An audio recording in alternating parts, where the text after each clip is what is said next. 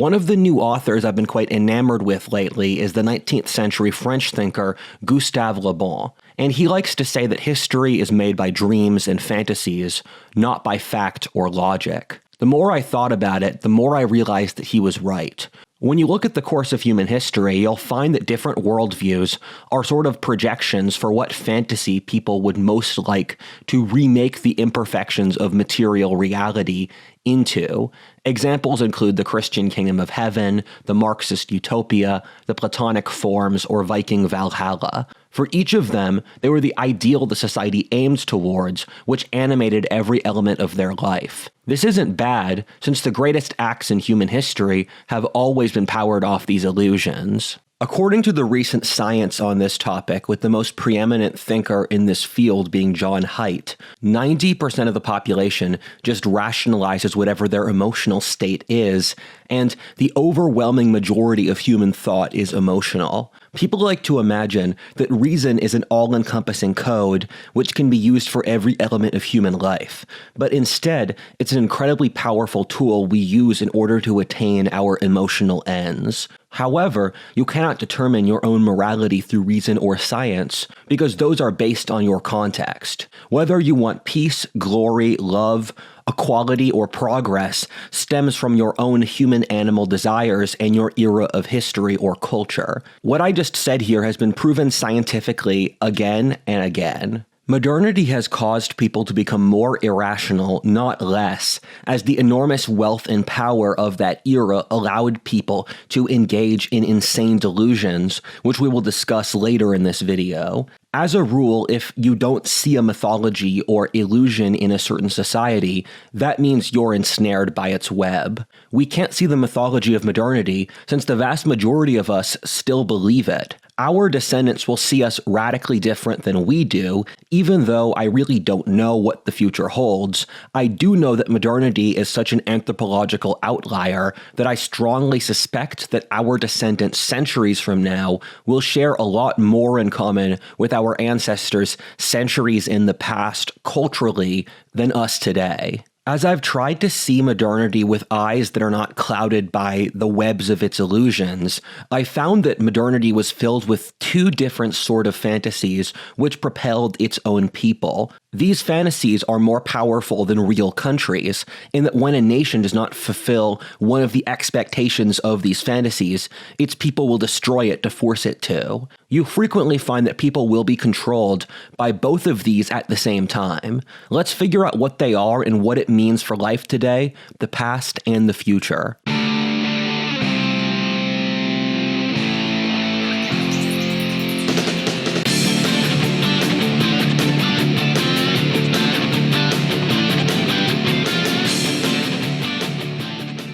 Modernity is on its last legs, and anything could come after. Things are tense now and likely to get worse, so if you enjoy learning how things work, this might be the most fascinating book you'll ever own. It's called The Book, and if the world ever hits reset, this is what you'd want by your side. Over 400 beautifully illustrated pages, a complete guide to rebuilding civilization from scratch. It walks you through the basics, how to make fire, purify water, build a wheel, and then keeps going. Writing, tools, printing presses, clean electricity, even how to make wine or jet engines. It's like holding a blueprint of human progress in your hands, and somehow it's not just informative, it's absorbing. The kind of book you open for 5 minutes and suddenly you're half an hour deep into the history of soap or metallurgy. It's not light reading, but it's the kind of heavy you'll want to carry. Whether you're into survival, science, philosophy, or just beautiful books that make you feel smarter, this is one worth keeping close. Click the link below or use the QR code right in front of you, as well as you can use the code WHATIF for a 10% off deal for the next month. Start protecting civilization today with the book.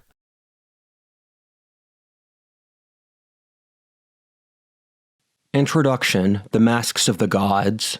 A really interesting history of mythology is The Masks of the Gods by Joseph Campbell. Campbell is an absolutely terrible writer, where I felt pain reading it for a lot of the series, but it contains lots of very useful information, which you won't find anywhere else. Although Campbell was a genius in many ways, my absolute favorite author in this field was Mircea Eliade. Camble uses this 4-part series to talk about how religion or mythology has evolved over human history, showing how each era make a sort of mask of the gods, or the underlying archetypal principles which all human societies have had to interface with, and then they project the mask which fits their era of history or social structure the best. For an example of an advanced society which operated under completely different religious principles than ours, the social structure of the Roman Empire was built off the idea that each region would have its own local gods, which were representations of a broader archetypal god which could be shared across the entire world. For example, when someone sacrificed to the Roman god Mercury, they were also sacrificing to the Greek Hermes,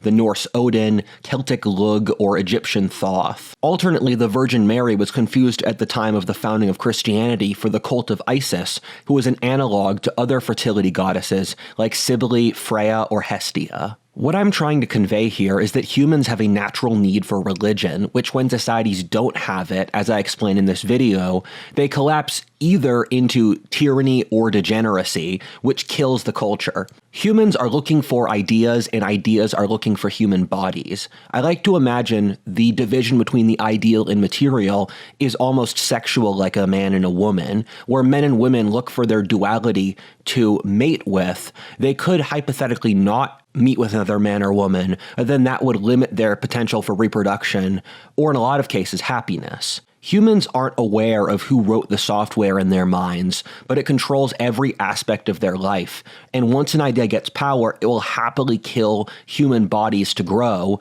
which is why ideological or religious wars are so common. Ideas exist in Darwinistic competition and are constantly at war with others. Tolerance is rare because once a shared idea takes over a society's operating system, it can't really tolerate other ideas because they will conflict with the society's shared functioning. Certain religions or ideas allow tolerance of other ideas, but then once those centralized ideas lose power, they lose the tolerance. Read this text wall. What modernity brought to this equation was radical delusion. The greatest element of modernity was science, which brought about technological wizardry that utterly changed the world positively in nearly every way possible, between the world's population increasing by a factor of 10, the unification of the global system, or the creation of states from the mid to late 20th century, which were practically utopias with no real poverty, disease, war,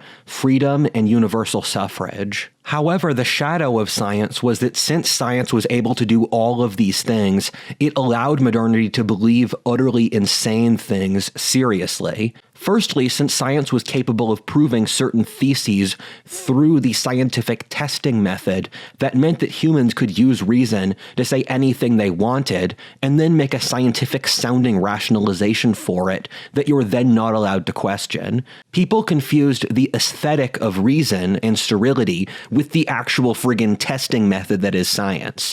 If you're not using the testing method or the iron law, it's just not science. Communists are some of the worst people for this, in that they structure their ideology so that there is literally no structure that allows people to disprove it, which is the core of science, but then they claim to be totally scientific as an aesthetic. Secondly, that since science had done so many genuinely incredible things, humans started to believe that they could control reality, and we never had to reference actual physical reality to reach a goal. The West had used science to do so many things which had been seen as totally impossible beforehand that the current ruling ideologies of the world today literally believe that humans get to remake reality in their own image by changing definitions, which if you study postmodern, Marxist, French liberal, or fascist philosophy, they will openly say.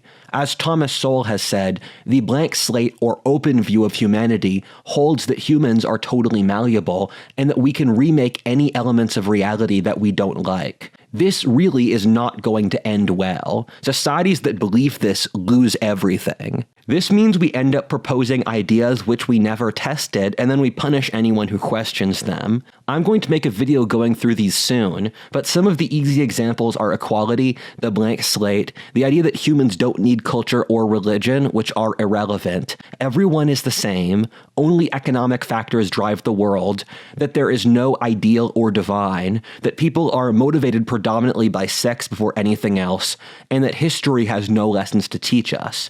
When you add all of these up, and keep in mind academia never questions them, you find that our entire reality is a lie. Most of the current worldview is utter irrational cope, which even a single minute of honest discussion would destroy. It says a lot about our culture that it can't provide that single minute in any form.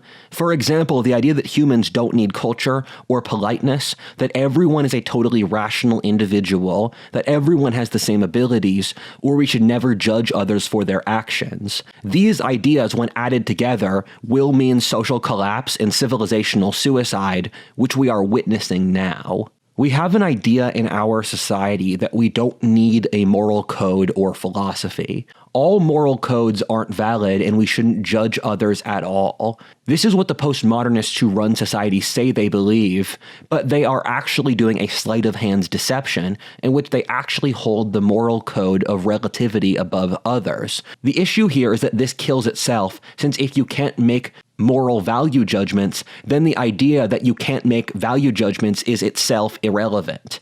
That's just basic logic, which should have been obvious at the first step here. At the same time, they're totally okay with judging 99% of humans who have ever lived over history or around the world today who have a value code which they would call conservative. While it's funny, they tend to only really be okay with Marxism and its descendant philosophies. They utterly persecute anyone who disagrees, especially inside their own ranks, which shows them to be utter hypocrites. This creates enormous psychological tension inside the managerial leftist elite, since their subconscious is constantly butting up against the contradictions of their own worldview, where they use cognitive dissonance to avoid that. However, this is super useful for them as a movement. Through sacrificing their individual mental health, they displace the tension that they feel internally into destroying all the other ideologies who disagree with them and create said cognitive dissonance. In the last year, my favorite musician moved from Buddhist Mongol metal band Nine Treasures to the anonymous Gen Z Japanese singer Ado. I like how she makes music about hating the managerial regime, Gen Z getting fucked over, the depersonalization of modernity and mysticism. One of the themes she keeps talking about is something she calls dream time, or a special sort of dimension where people imagine things. Dreamtime, which I think is one of the best uses of fiction in society, is a way to think up new futures to create new worlds. It fits very closely with an idea I call the halls of time.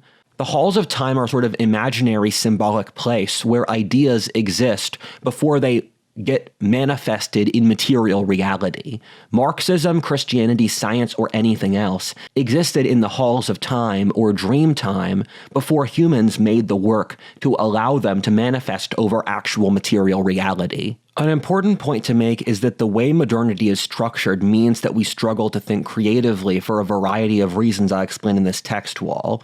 This has meant that our technological and cultural innovation has collapsed precipitously in the last centuries. What's happened since is that we've cut off all access to dream time or the halls of time. What functional religions do is that they create a framework that allows us to imagine things even apart from those religions, where thinkers like Dante, the founders of modern science, liberalism, and so many other ideas pulled from the Christian framework. If our civilization is to survive, we will need to reconnect to the imaginative realm to dream up new ideas to fix our issues.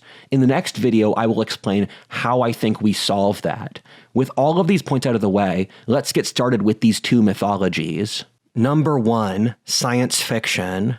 We already live in a science fiction reality. The entire lives of young people are determined by the internet, a technology which existed in science fiction novels for decades before it became a reality. Artificial intelligence was also something that started in science fiction, which is how it entered physical reality through the collective unconscious. Science fiction made AI. Most of the issues of our current society only make sense in the context of a science fiction story, between the West being too suicidal to stand upright, the birth rate collapsing towards zero, or the government using AI to monitor the population to keep dissent down in a totalitarian regime. I've wanted to make a video for a while saying that we currently live in a science fiction dystopia. It's been a long-standing question in intellectual circles if this current dystopia is more so Brave New World or 1984, to which my answer is yes. We combine so many elements of 1984 between left-wing governments maintaining a throttle on the population,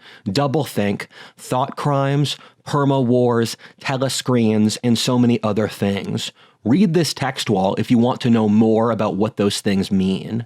At the same time, in Brave New World, you have the government using bread and circuses to keep the public down, an utterly watered-down culture with no connection to reality, planned obsolescence, mood-enhancing prescription drugs, the suppression of genuine humanity and spirituality, or free love and drugs normalized to keep the population sedated. Read this text wall again if you want to know more. The single science fiction story which predicted the future best, in my opinion, was Stand on Zanzibar by John Brunner, which was written in the 60s, but set in 2011, with the rise of iPods, video calls, gay marriage, genetic engineering, the European Union, the fall of the Soviet Union and the rise of China as America's top competitor, the slide of the average American into poverty. On top of that, electric vehicles, legal weed, the internet with rapid delivery, the rapid increase in the price of real estate, racial tensions getting worse with America having a black president,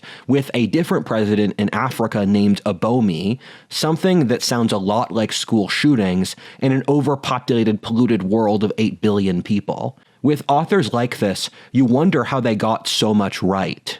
I'm not a huge Star Trek fan, but I have seen a few episodes, and it's really astonishing how many technologies there were in Star Trek that have become realities, between the communicator, the tablet computer, voice-activated computers, video conferencing, advanced diagnostics, and universal translators. The reason for this is that lots of technological inventors were influenced by Star Trek and tried to make those technologies real. Star Trek has probably had a bigger influence on the course of human history in those regards than almost any political philosophy written in the same time period. We already live in a sci-fi world and there's no going back. It's funny and very telling that we say we live in sci-fi, since that means we subconsciously think the timeline stopped in the mid-20th century. Since the boomers still totally dominate society, our historic frame of reference is still stuck in the period between World War II in the 1980s, which is where we pull almost all of our references or creative thinking from. For the time periods before that, we're not literate enough to know about them, and the time periods afterwards, we haven't figured out what narrative we can agree on. We can only perceive this reality in terms of science fiction, since we haven't been able to update our underlying worldview to the new reality. Our material technologies have progressed faster than our cultural institutions, so that we haven't been able to emotionally process any of this. It's why people my age so frequently say that we live in a world that's some insane simulation, this is the schizo timeline, and stuff like that. We can't believe that this reality is real and it's driving us crazy. I was reading something by Michio Kaku when I was a child that the technologies of the next few decades would make life unimaginably different from anything we knew. I started reading through all the potential technologies he's brought up, like AI, the ability to scan brain networks, robotics, and genetic engineering, and I was absolutely terrified. The reason for that was that since I grew up in the Rust Belt, which had been actively screwed over by the elites, and I also had a pretty difficult childhood where I saw a total failing of the court or school system that made me cynical, it had me realize that this technology would be pretty directly used by the elites to control the population and destroy the human soul. We are now seeing that my childhood self was correct. We live in a science fiction story, but not an especially happy one, and I think that's indicated in that utopian science fiction has been practically dead as a genre for decades. Ever since Soylent Green in the early 70s, I can't think of many happy science fiction stories, although in the 50s and 60s there were plenty, with Star Trek or The Jetsons being easy examples. I think this is symbolic for how starting in the early 70s, quality of life for the average American, in a variety of metrics between economic, social, sexual, health, and meaning, declined precipitously.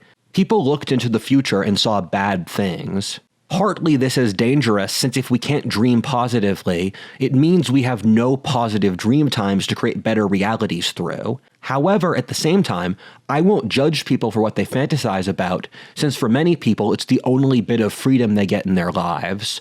We shouldn't judge the collective unconscious itself, but rather use it as a weather vane to heal the humans that it's pulling from. As dystopian sci-fi became more popular, you saw the society turn more into a dystopian science fiction story, which is both causation and correlation at once. I think a big element here is that the death of religion, relationships, ethnic identities, and deep values meant that there was no dream time that was strong enough to offset the end of the post-World War II era prosperity, and at the same time, as our technology grew more powerful, we needed to cultivate personal human strength to be able to wield it responsibly. At the same time as our technology needed the greatest of men to master it, our populations grew too weak to live, mate, or fight due to the wealth and comfort of the modern West. This is the greatest paradox of the Western world today. The only way that this science fiction reality will become utopian is if we can rise to the occasion.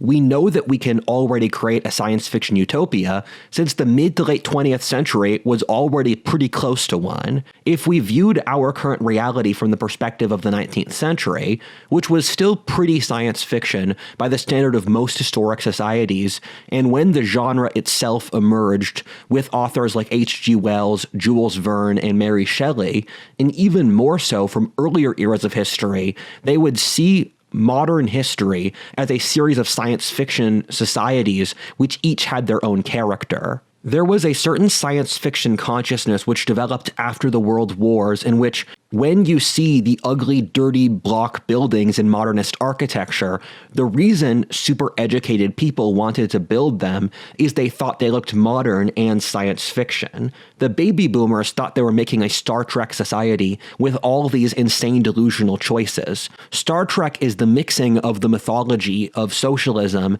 and science fiction as a sort of perfect synthesis. An interesting but very important element you see with this is that these people confuse the aesthetic of the machine with actual science. You see this a lot with the managerial class, in which they will believe absolutely ridiculous things which would never pass the scrutiny of an honest scientific test, but almost like a magical ritual, they use a certain type of language and wording to come across as rational.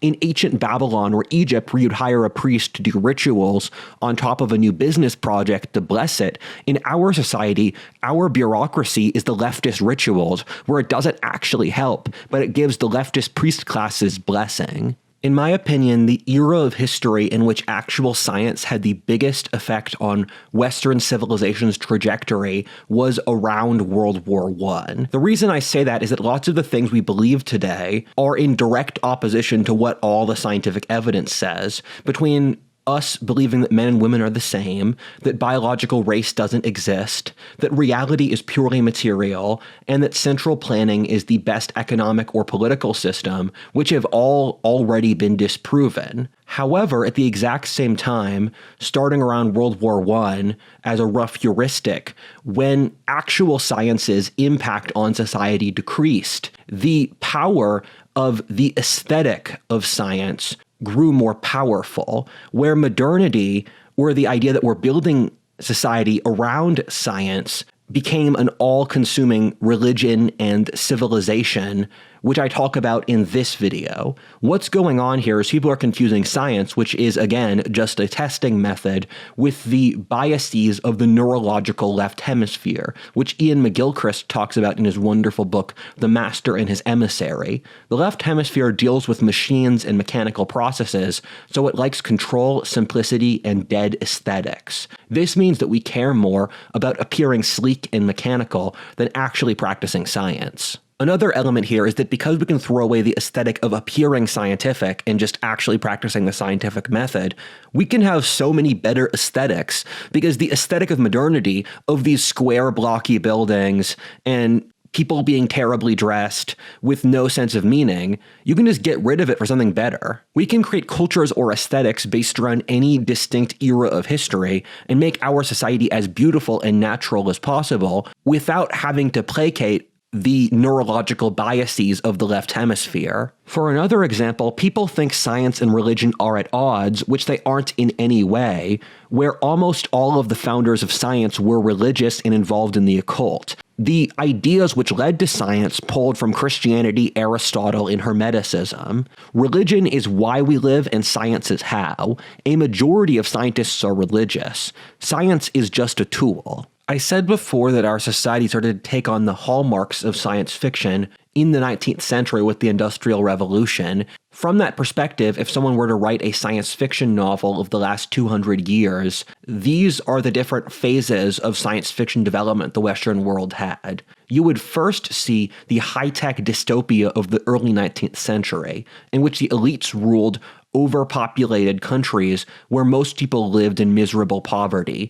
working their entire lives in enormous megacities in these gargantuan shacks, practically chained to huge demonic machines. Then you would see the more utopian late 19th century, which was the wealthiest society up to its era in history, with enormous growth in technology, cultural progress, growth in freedom, the end of slavery, and the West dominating the world through colonies while having enormous social trust. Afterwards came the horrors of the world wars and totalitarianism.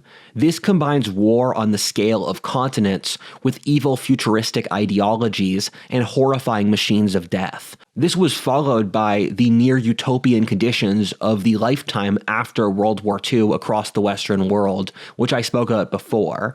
Now you have the current dystopia of managerial, screen-addicted mouse utopia. If anyone wants to write a science fiction novel of the last 200 years, explaining it through fantasy or sci-fi terms that would either make sense to someone in the medieval world or in the far future, it's a good idea. You could make some money doing that. The reason we have trouble accepting the science fiction nature of our reality is that we've been living in science fiction for a very long time, with our entire lives being held together by hyper-advanced technologies which didn't exist a century or two ago. This is opposed to most of history where people lived off the land as farmers or hunter-gatherers or herders.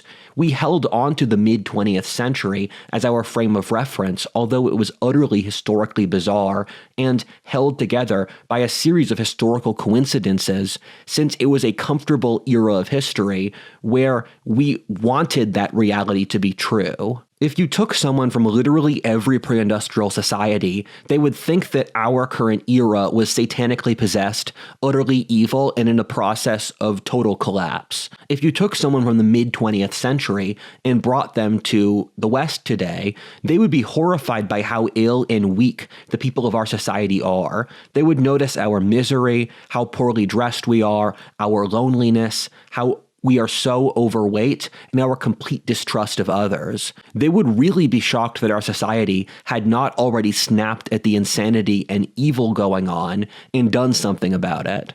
They'd be shocked the simulation is still going.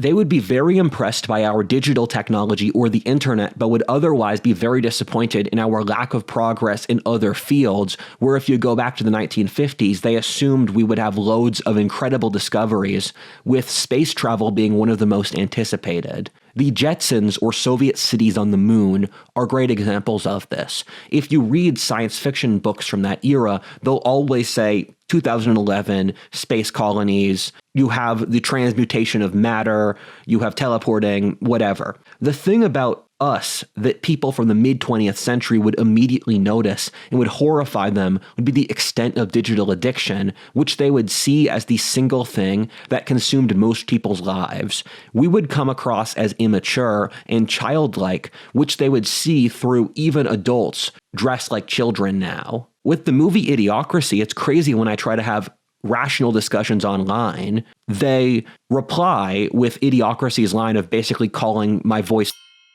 and saying I sound like I'm pretentious, which is ignoring the total collapse of society, which means we've entered the idiocracy timeline already. And I think if the founding fathers saw life today, they would think we are in an idiocracy. The thing I blame most for the delays in technological progress, which did not happen, are government regulations and the rise of mass society. Almost all metrics of technological advance have decreased since the 19th century, where the peak was around 1870. That includes patents, breakthroughs to new scientific fields, economic growth, positive change for the life of the average person, and so many other things. The reason the digital revolution occurred was that it was such a new field that it was the only thing the government never thought to regulate. At the same time, as a downstream effect of the Industrial Revolution, is that all of our institutions, between school, academia, media, and culture, promote conformity or envy, which destroys innovation. What a lot of the mid-20th century people would be surprised by upon seeing our current science fiction dystopia is how their era's understanding of culture across history was so particular to their context. What I mean by that is that since, due to how modernity works neurologically, as does our educational and political system, we have trouble seeing how culturally diverse the human condition is. People in the modern West don't understand how alien their way of life is to the vast majority of humans over history, or even around the world today, whose lives are dictated by clan, community, religion, family, and ethnic identity. The mid-20th century could be a sort of utopia since it combined the wealth and institutions of a science fiction society with the remnants of social institutions from a historic society. Historic societies had used things like religion, nation, family, or honor as ways to get humans to be as good as possible, which really matters since society is made up of living, breathing humans. Modernity, for some reason, thinks that improvement can only come from technology or politics, utterly ignoring the human element, which is actually profoundly stupid and cruel. Science fiction projected the social norms of the mid-20th century forward, like reason, science, feminism, hard work, sexual restraint, and loose class structures, since those were the social norms they were so used to that they couldn't imagine their absence. As an easy example, the current insanity of modern feminism would be totally understandable to the ancient Greeks or medievals, but not people in the 20th century. They just assumed that progress would continue to happen, and progress would be building up trends that they had already done, which were correct, but they had not realized that much of the foundations of their society were wrong. The real science fiction world we live in is as much like a historic society as a science fiction one that the 20th century would write, while it's becoming more and more distant from the 20th century itself. We have barbarians, tyranny, decadence, fanatical religions, civil wars, and all the other things which people until recently mistakenly thought had ended with the end of history. The end of history will end up being one of the most disastrous beliefs ever, which I explain in this text wall. This science fiction story is going to end in a really ugly way if we don't start incorporating elements from earlier eras in human history than the 20th century. The 20th century was an absurd Plato's cave of lies and comfortable illusions, totally removed from the reality of almost all of human history. As of now, we're barreling towards a future in which incredibly evil actors, like the Chinese Communist Party, the woke, Putin, Sam Altman, amongst others, will have the power of gods, which they will use to crush their opposition and the human spirit. If we're going to avoid a future of the boot of tyranny crushing the human face forever, we're really going to have to man up now. That's going to involve living like our ancestors 1,000 years ago, who thought heroism was the ultimate aim of man. The things needed to win in this era, one with the potential for both utopia and dystopia, is found among the Spartans, knights, and founding fathers. The stakes could not be higher, but I have complete faith that we will rise to the occasion and win. You know, I think this is a better science fiction novel than any of the ones that were written. Reality is better and yet stranger than fiction. In general, I have a pretty positive attitude towards science fiction, but in order to broaden our future, we have to broaden our humanity and the scope of our science fiction writing to pull better futures out of dream time. Part 2, Socialism. The line that got me to write this video was from Gustave le Bon, who wrote in the 19th century that the two core trends of the modern world were and would continue to be the rise of incredible technology powered off science, and also the rise of socialism, stemming ultimately from universal suffrage. That seemed incredibly prescient, and it's remarkable that even more than a century later, I would say the exact same thing. It also fits very closely with my thesis that modernity is divided between the autistic masculine and the hysterical feminine.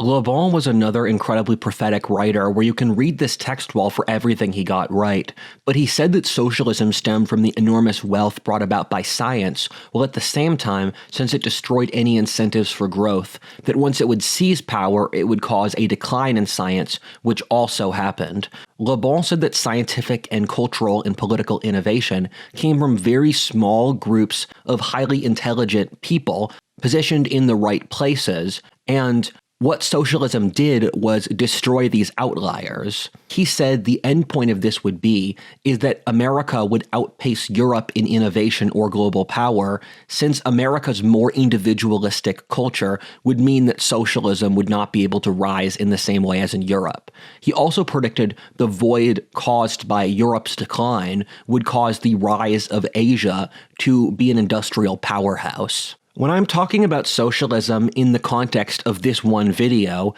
I mean the Spenglerian definition, or the idea that the state should provide for the lives of its subjects from cradle to grave. In Spengler's worldview, socialism was founded as a rejection of the West's core values of heroism and individual responsibility, alongside the West's core religion of Christianity. He, alongside Le Bon, and practically every writer in the science of history, saw the rise of socialism as a harbinger of the West's civilizational decline. Socialism emerged over the last few centuries, with the French Revolution being the most obvious historic example. Modern democratic socialists, fascists, and Marxists all stem from the same left-wing social clubs in 19th century Europe, with Fire in the Minds of Men by Billington being the best book on the topic. I've already made multiple videos on the history and psychology behind either the Western left or Marxism, so I'll keep this segment shorter than usual. One of the points I've made repeatedly is that socialism is a religion. This should be obvious given socialism fulfills all three of Durkheim's definitions for a religion between rituals, community, and metaphysics. My video on communism talks about this more so, but another thing to keep in mind is that religions don't need God, which you can see most easily with Buddhism or Confucianism in the Orient. The main three tenets of the socialist religion are the blank slate, equality, and progress will just always happen. Keep in mind that socialist and communist started out as synonyms, but now the definitions are muddled due to leftist word games. The way the socialists set up their word games is that once you get stuck in their definitions, you're in their worldview, and then they'll keep using them to lure you into their mental trap.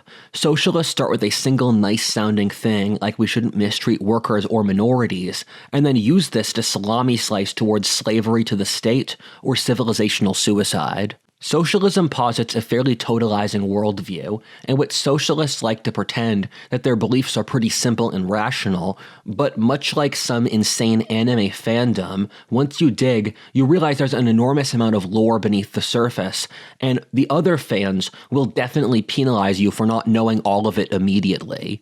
Socialists have fairly standardized views on history, physics, human nature, religion, sex, and other topics. The next distinction is between different factions of socialists, where, like any other religion, the socialists have gone through loads of ideological internal wars between social democrats, Marxists, wokies, WEF types, Stalinists, Maoists, Titoists, Nasserites, Kemalists, and like 30 others. I remember as a teenager thinking that it was a huge weakness that fascism or communism had enormous mythological worldviews in which pushing your political views was part of a global process towards attaining goodness. I noticed that classical liberals didn't have this, and I viewed this as a huge negative for them. At the time, I saw this sort of political, ideological, mythical view as a positive, but as I've grown wiser, I've come to realize and become highly cynical about political ideologies.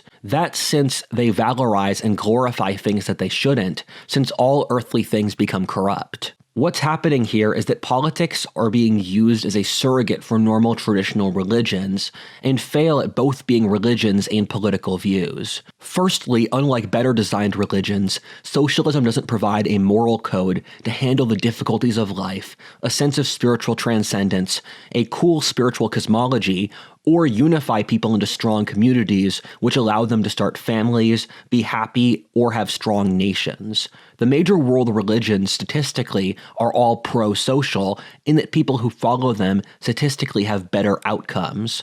For socialism, it's the opposite. When I talk about the two mythologies, I do not put the other two humanist ideologies, which I talk about in my video on the humanist wars of religion, such as classical liberalism and fascism, because fascism's mythology has been totally dead. For nearly a century, fascism does not connect us to dream time. And at the same point, classical liberalism's mythology is also totally deteriorated. And I think the big reason that the left has gained total control of society, where people say, Rudyard, why aren't you balancing the right and the left? And the reason is that the left has total domination over the Western world, where even the conservatives who are left, or the boomer cons, are totally controlled inside a leftist frame, and the zoomer cons claim to be fascist or racist or whatever because they're trying to oppose the left. They don't seem to realize that these things are at total odds with traditional conservative values or those of Western civilization. So the left has been the only political philosophy capable of developing mythology or a connection to dream time. What I think has occurred, though, is that no one actually believes in socialism anymore, where people might say they do, but leftists have been totally controlled by nihilism. They want civilization to end, and they very rarely appeal to their actual values or the groups they're claiming to help. At the same time, if you look at academic disciplines, in almost any given field, even at the top of the Ivy Leagues, the academics believe things that are in direct opposition to socialism, which I explain in this text wall. Socialism has already died as a belief structure. We just haven't realized it yet. A second point for why socialism fails at politics is since governance requires a nimble strategic mind, which can cynically see behind its own illusions. This is why over 90% of societies in history were monarchies, since it's easier to assess quality control for a single individual who was trained for that task from birth with already proven genetics. Democracies only work in highly educated, property-owning, armed, and moral populations, which aren't the vast majority of societies over history. Socialism is as much of an aesthetic as it is a religion, in that you never see socialists take up certain attitudes, like they would never use a natural aesthetic. They're utterly opposed to warrior values, traditional structures of beauty, pulling from historic societies for inspiration, or explaining the world through human-animal motivations. This has mixed with science fiction mythology in order to create a society in which our mythology is totally separated from humanity or the human soul, both of which we totally deny the existence of today. This is the exact opposite of what mythology should do, or connecting us with our own humanity. It's funny that socialism pretends to be futuristic, seeing itself as a sort of science fiction ideology of the future, which is why they call themselves progressives. However, at the same time, they're also profoundly primitive in that they propound a worldview in society which they believe to be the closest to the noble savage or tribal and native peoples. However, since they did their anthropology incorrectly, they had not yet realized that these peoples are actually hierarchical, warlike, sexist, practice human sacrifice and slavery. At its core, socialism is the desire to return to the Garden of Eden, which will not work since we already ate the fucking apple. At the same time, the left is profoundly de-accelerationist, since whenever they seize power, they create incentives to limit growth. Once the socialists seized power in Europe, technological advance collapsed, and it decreased in proportion to the rise of socialism in America. Russia's intellectual advancement decreased with the rise of the Soviet Union. Today, the left is very clearly against technology, in which left-wing powers like the European Union are actively pushing against new technologies like AI, genetic engineering, or these sorts of things. In America, the people most against new technologies are the left, which is an amazing card for the right if we know how to play it. Socialism emerged 200 years ago, as Marx correctly predicted, partly due to the Industrial Revolution and urbanization, which collected dissatisfied working classes together in large groups. Marx was able to accurately assess at the time that the next age would belong to the worker, or more truly, those who falsely claimed to be their representatives, and equality, but he failed to predict that this would be the bloodiest event in history, killing 150 million people, or easily more so than every other ideology and religion combined in history. Keep in mind the Nazis also claimed to be socialists. Evil can only see the world in half-truths. Marx pulled his ideology out of his own dream time, and a century later it controlled a third of the world's population. Truly inspirational. The second variable that caused the rise of socialism was the development of enormous total war militaries, which had democratized violence, and with the gun technology, it meant that people were genuinely equal in their ability to kill, which is the true foundation of power. The state cannot provide education, justice, or wealth, but the one thing it can never fail at is militarily crushing its enemies. As Balaji likes to say, the left developed since it's good at war, where you can see with either the French Revolution or World Wars dragging the Western world radically to the left, since governments that needed all of their men to fight in the trenches also needed ideologies which at least pretended to pander to the common man. What this means is that socialism exists to pander to what the largest amount of people want to believe,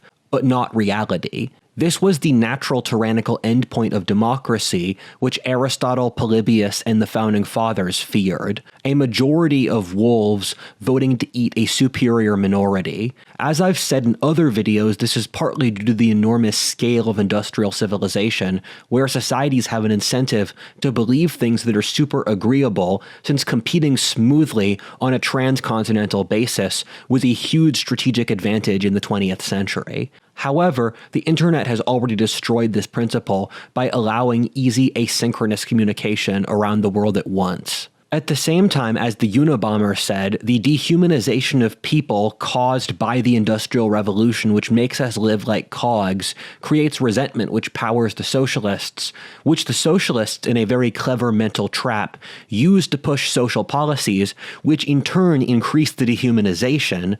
That creates more psychological resentment, which pushes the process faster. Socialism is totally dependent on the closed loop, where you use a definition to say you're correct by definition. This is how the left rationalizes all of their incorrect points. They rationalize all the information in the world through their three faith-based starting points of the blank slate, progress, and equality. Socialism has created an entirely false worldview which, since they dominate academia or the new priest class in the media, they've been able to sort of paint a mirror version of reality warped in their favor, and since it's been so long since the French Revolution, everyone has forgotten what the normal baseline for human societies looked like. I believe that the reality of the world is closest to what the Bible, Plato, and Aristotle believed, or the Western canon, which created the most successful civilization in history. The reason we know that the socialists made this false reality